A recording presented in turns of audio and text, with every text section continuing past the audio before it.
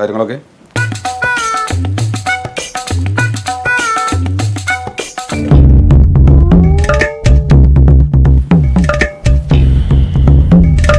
നമസ്കാരം, എല്ലാവർക്കും ഈ യോഗത്തിലേക്ക് സ്വാഗതം.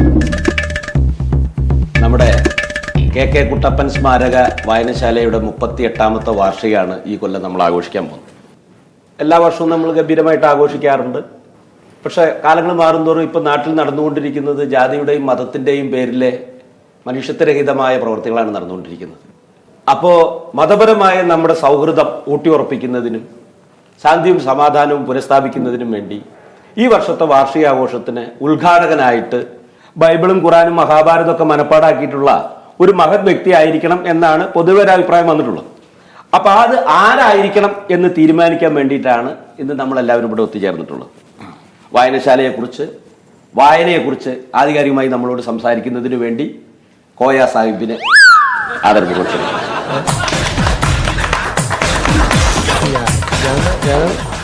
വാർഷികത്തെക്കുറിച്ച് പറയാലോ.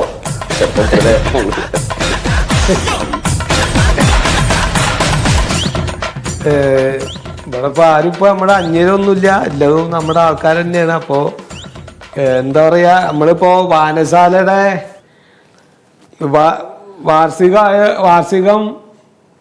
വാർഷികത്തിന്റെ ഒരു ഇതായ കാരണം ഇപ്പൊ ഇവിടെ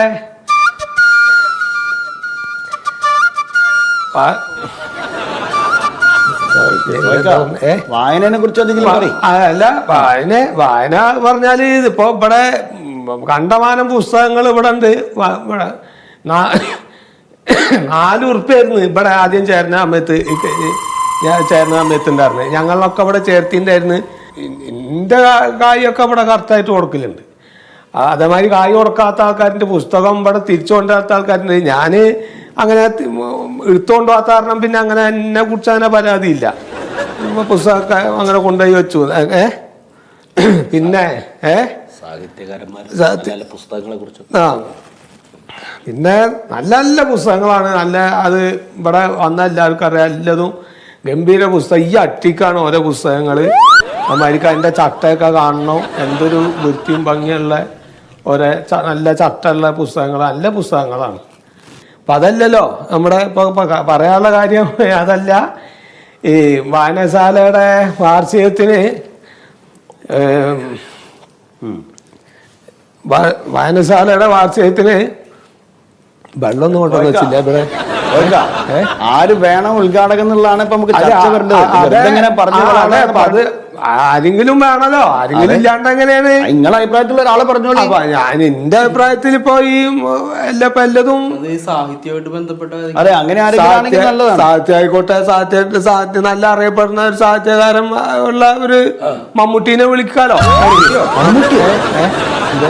നിങ്ങൾ എന്ത് വർത്തനം അറിയണ ആളല്ലേ, എല്ലാവർക്കും അറിയണ ആളല്ലേ. മമ്മൂട്ടി സാഹിത്യകാരനാ, സിനിമാ നടനല്ലേ? മൂപ്പരൊക്കെ നിങ്ങൾ വിളിക്കുമ്പോഴേക്ക് വരാൻ നിൽക്കുക. നമ്മളെ ഈ ലോക്കൽ ലൈബ്രറിന്റെ വാർഷികത്തിന് വരില്ല. നല്ലൊരു കാര്യല്ലേ. വേറെ എന്തെങ്കിലും പരികോയ്ക്കാൻ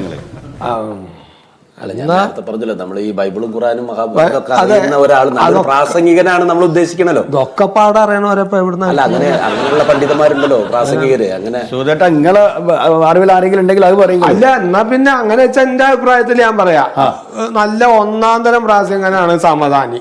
എന്താ ഇപ്പൊ സമദാനി ഒന്നും വരില്ല. അയാൾക്ക് തിരക്കുള്ള മനുഷ്യനാണ്. ഇക്കറിയണ ആൾക്കാരനല്ലേ ഇപ്പൊ ഇക്ക് പറയാൻ പറ്റുള്ളൂ. എന്താ പെല്ലി പറയണത്? നമുക്ക് ഇന്ന് ഡിസ്കസ് ചെയ്യാം. അല്ല, അങ്ങനെയാണെങ്കിൽ എന്റെ അറിവിൽ ഒരാളുണ്ട്, ഫാദർ ജോസഫ് അട്ടപ്പാറ. നല്ല പ്രാസംഗികൻ, തൃശ്ശൂരിലാണല്ലേ? അതെ അതെ. 3 മതഗ്രന്ഥങ്ങളെ കുറിച്ചിട്ട് നല്ല പാണ്ഡിത്യമുണ്ട്. ഒരു 1.5 മണിക്കൂർ പ്രസംഗിക്കും. അത് ശരി. എന്താ പണി മൂപ്പർക്ക്? നല്ല പ്രാസംഗികനാണ്, ക്ലാസ് എടുക്കാൻ പോകുന്ന ആളാണ്. അതെ അതെ. അല്ല, വരാ ഒഴിവുണ്ടോ? അല്ല, അതാണ് നമ്മൾ മുൻകൂട്ടി തീരുമാനിക്കുന്നത്. നമുക്ക് അദ്ദേഹത്തെ എന്താ സുമേഷ് ഏട്ടാ? അതൊന്നും വേണ്ട. അതിനേക്കാൾ നന്നായിട്ട് പ്രസംഗിക്കുന്ന ഒരാളുണ്ട്. സ്നേഹാനന്ദ സ്വാമി. അയാൾ പുസ്തകം എഴുതിയിട്ടുണ്ടോ സുമേഷ് ഏട്ടാ? അതിവിടെ വരുമ്പോ ചോദിക്കാലോ.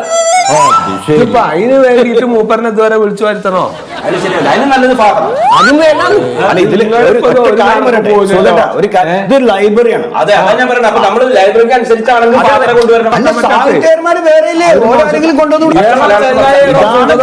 താനിപ്പോ പറഞ്ഞെന്താ വെച്ചാൽ എല്ലാം കൂടി അറിയുന്ന ആൾക്കാർ വേണമെന്നുള്ള. അതുകൊണ്ടാണ് ഞാൻ പറഞ്ഞത് ഫാദർ മതി.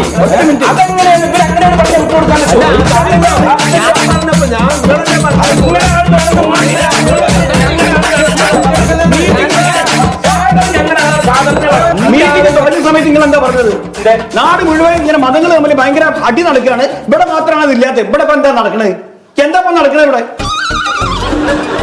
കുട്ടിക്കളിയാണ്. ഒരു ലൈബ്രറിന്റെ വാർഷികത്തിന് ചർച്ച നടക്കണത്. അതിനിടയ്ക്ക് മതങ്ങളെ കൊണ്ടിട്ടാണ് പറയിപ്പിക്കണ്ട. എന്നപ്പോ ഇതൊക്കെ പോട്ടെ, സമാധാനം തന്നെ ആക്കിയാലോ? വയസ്സിന് മൂത്താണ് ഞാൻ നോക്കൂല കേട്ടോ. മുഖത്തിന് കൈയെടുക്കൂല, ഞാൻ പറഞ്ഞുതരാം. നല്ല പറഞ്ഞു, നിങ്ങളെ പറയണത്. നിങ്ങൾ ഇനി ഒരു അശ്നം ഉണ്ടാക്കണം.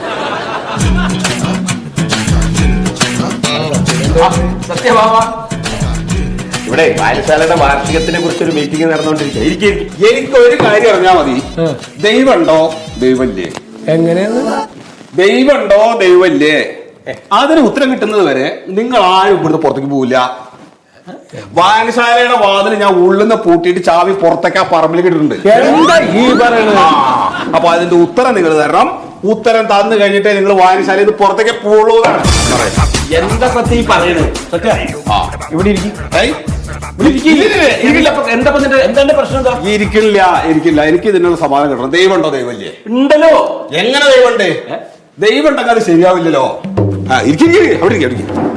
ഞാനൊരു ബസ് വാങ്ങിയ വിവരം നിങ്ങൾക്ക് അറിയാലോ. ബസ് വാങ്ങിയതാ. ഇവരോട് മൂന്നാളോട് ചോദിച്ചു എന്താ വേണ്ടേ. അപ്പൊ ഈ മഹാൻ പറഞ്ഞെന്താ, മന്ത്രിച്ചു കൂടിയിട്ട് ഒരു ചരട് കൊണ്ടുപോയിട്ട് ബസ് കെട്ടി. നല്ലതല്ലേ? കെട്ടി. ഇയാള് പറഞ്ഞു ഒന്ന് വെഞ്ചരിച്ചാൽ തിരക്കില്ല. അങ്ങനെ വെഞ്ചരിച്ചു.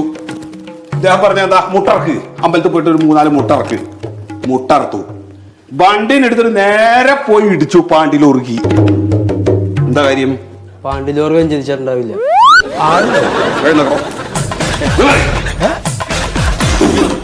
അപ്പൊ ദൈവമുണ്ടോ ദൈവമില്ലേ? എന്നെ ചതിച്ചതാരാണ്? എന്നെ ചതിച്ചത് ആരാ? ദൈവമാണോ അതോ ഇടനിലക്കാരായിട്ടുള്ള ഇവരാണോ? അതെന്റെ ചോദ്യം. അല്ല, അതായത് ഒരു സമാധാനം പറയേണ്ട പോയി.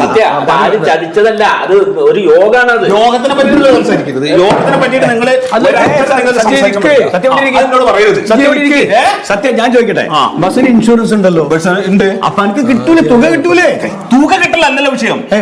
എന്നെ വിശ്വസിപ്പിച്ചിട്ട് ഒക്കെ ചെയ്തിപ്പിച്ചിട്ട് എങ്ങനെ വണ്ടി പോയിടിച്ചു? ദൈവമുണ്ടോ ദൈവല്ലേ? ഇവര് സമാനം പറയണം. വണ്ടി ആക്സിഡന്റ് ശേഷം എന്തോ തലക്ക് പറ്റിയിട്ടുണ്ട്. പ്രശ്നം ഉണ്ടാവണം. സത്യ സംഭവം ഇവിടെ നമ്മളെ ലൈബ്രറിന്റെ 38ാം വാർഷികത്തിന് യോഗം നടക്കുക. യോഗം നടന്നോട്ടെ, നമുക്ക് പുറത്തേക്ക് പോവാം. എന്തിന്? ഞാൻ വായിച്ച മെമ്പറാണ്. ചാവി അവിടെ ഇട്ടേക്കണമെന്ന് നോക്ക് പൊന്നു മോനെ, പുറത്തേക്ക് ഇറങ്ങൂല. എനിക്കറിയാം. പിന്നെ അത് പറയരുത്. സത്യേട്ടാ, വായനശാല ചാവിയോടെ വെച്ചേക്കണം. ചാവിന്റെ അടുത്ത് തരില്ല. ഞാന് കയ്യിലുണ്ടോ? കയ്യിലില്ല. എനിക്കൊരു സമാധാനം പറയണം. അന്റെ ചോദ്യത്തിന് ഉത്തരം തരേണ്ട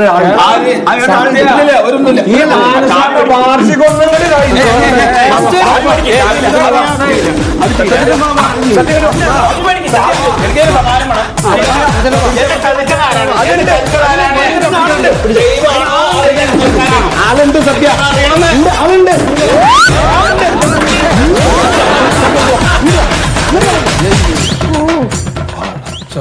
ഇതിപ്പോ നമ്മൾ പറഞ്ഞു കേട്ട മാതിരി ഒന്നും അല്ലല്ലോ സുഖത. വല്ലാണ്ട് മൂത്ത് വെക്കണല്ലോ. ഓർക്കാപ്പുറത്ത് ഉള്ള സമ്പാദ്യം മുഴുവൻ പോയപ്പോഴേ